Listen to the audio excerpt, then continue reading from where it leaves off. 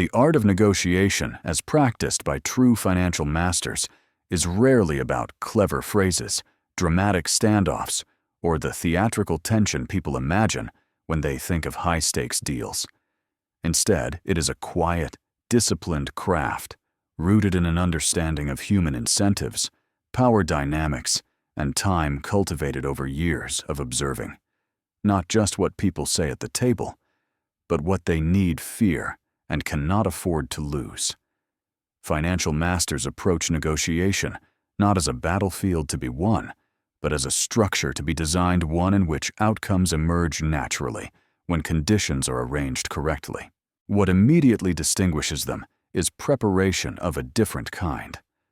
While most negotiators prepare arguments, numbers, and counteroffers, financial masters prepare context. They invest disproportionate energy into understanding the other side's constraints, internal pressures, and hidden motivations. They ask themselves what the counterpart must achieve to survive politically, professionally, or psychologically, and what outcomes would quietly solve problems the counterpart may not openly admit. By the time a discussion begins, the financial master is not reacting in real time, but navigating a map already drawn in advance. Another defining feature is their relationship with power. Financial masters understand that power in negotiation is rarely symmetrical and almost never static. It shifts with information alternatives and timing. Rather than attempting to dominate through force or intimidation, they focus on strengthening their position outside the room. They secure optionality, cultivate alternatives, and ensure that walking away is genuinely possible. This external leverage creates internal calm. Because they are not desperate for agreement, their presence becomes steady, patient, and difficult to pressure, which in itself reshapes the dynamic of the negotiation. Silence is one of their most underestimated tools. Financial masters are comfortable allowing pauses to stretch, knowing that most people experience silence as discomfort and rush to fill it with concessions or unnecessary explanations. By speaking less, they reveal more. They listen not just to words, but to hesitation tone and shifts in framing. Often the most valuable information surfaces after the other party believes the critical moment has passed and relaxes their guard. Silence used skillfully becomes a form of inquiry more powerful than any direct question. They are also masters of framing. Rather than arguing over positions, they shape the narrative around principles, risks, and long-term consequences.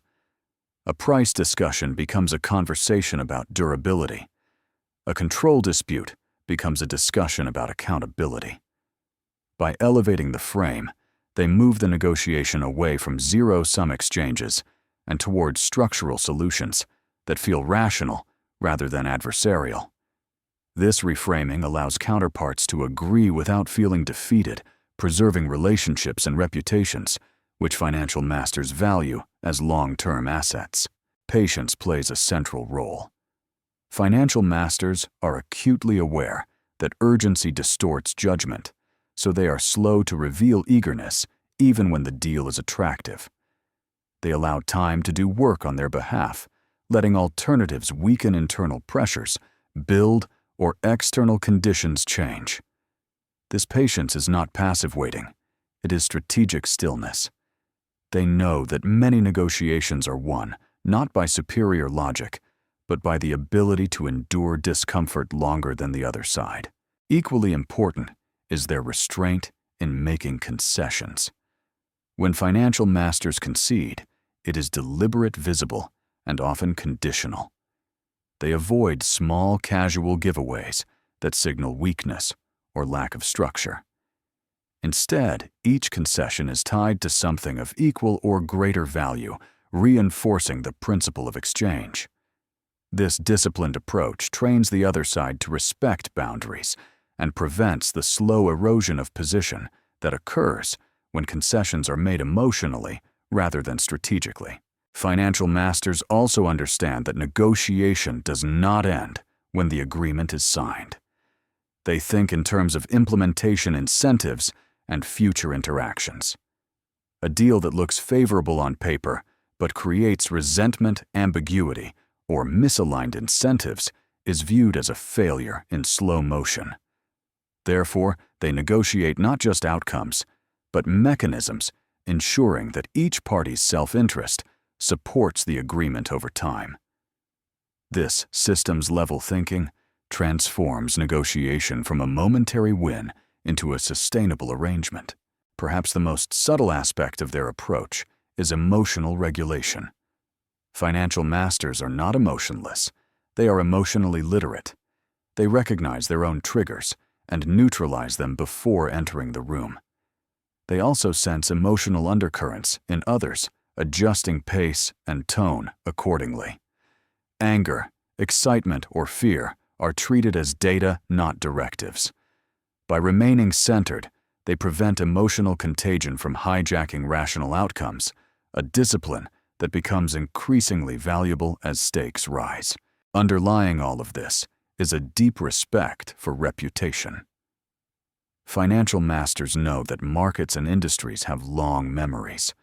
How you negotiate today shapes how others approach you tomorrow. This awareness discourages short-term exploitation in favor of consistency and fairness. They aim to be known as firm, but reasonable, demanding, but predictable. This reputation reduces friction in future negotiations, creating an invisible compounding advantage that cannot be replicated through tactics alone. To outsiders, these negotiations may appear understated, even anticlimactic. There is rarely a dramatic victory or visible defeat. Instead, there is alignment, clarity, and a sense that the outcome makes structural sense. This is intentional. Financial masters understand that the best negotiations leave all parties feeling they have acted rationally, even if outcomes are asymmetrical. When ego is satisfied and incentives are aligned, agreements endure. The deeper lesson, however, is that negotiation skill is not separable from character. The same qualities that make someone a disciplined investor or builder, patience, humility, clarity of thought, and respect for reality, also make them formidable negotiators. Tactics can be learned quickly, but temperament is forged slowly. This is why imitation often fails.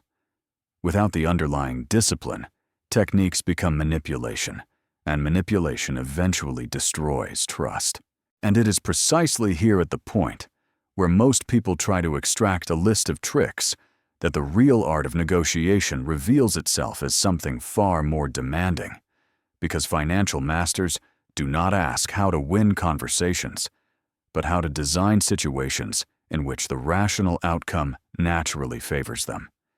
And once this shift in perspective occurs, negotiation stops being an event and starts becoming an extension of how one thinks about power value and long-term relationships, which leads us directly into the next phase of understanding, where we must examine how these masters decide when not to negotiate at all, how they recognize bad deals early, and how walking away often becomes their most powerful move, because it is in the disciplined refusal to engage under the wrong conditions that their leverage truly crystallizes. And it is from this unfinished thought, hanging deliberately in midair, that we now need to continue. As the sentence carries forward into the deeper exploration of restraint boundaries and the hidden strength of saying no, which is where the true mastery of negotiation finally begins to show itself as the narrative continues. And it is through this discipline of restraint that the true power of negotiation becomes unmistakable, because financial masters understand that every negotiation you enter already places a cost on your attention, your reputation, and your optionality. And therefore, the first and most important negotiation is the one you have with yourself about whether the table is worth sitting at all. Long before terms are discussed, they assess the environment for misaligned incentives, hidden desperation, or structural imbalances that no amount of skill can repair. When these signs appear, They do not try to be clever. They quietly disengage, knowing that the most expensive deals are often the ones that close successfully but poison the future. Walking away in their hands is not a dramatic gesture, but a natural consequence of clarity. Because they have invested in alternatives, because they are not overextended, and because they measure success over years, rather than moments, refusal does not feel like loss. It feels like preservation. This ability to say no without hostility shifts power immediately. Counterparts sense that pressure tactics will fail, that urgency will not be reciprocated, and that respect is the only remaining currency. Many negotiations tilt decisively at this point, not because of a spoken threat, but because of the credible absence of need. Financial masters are also acutely aware of the difference between compromise and contamination. Compromise adjusts terms. Contamination corrupts principles. They are flexible on structure, but rigid on fundamentals. Price can move. Timing can adjust, control can be shared. But integrity, alignment of incentives, and downside protection are non-negotiable. This clarity simplifies decisions under pressure. When a proposal violates a core principle, the answer is immediate and unemotional. No explanation is required and none is offered. Boundaries once crossed end the conversation. Another element that emerges in this phase is their mastery of sequencing. Financial masters rarely negotiate everything at once.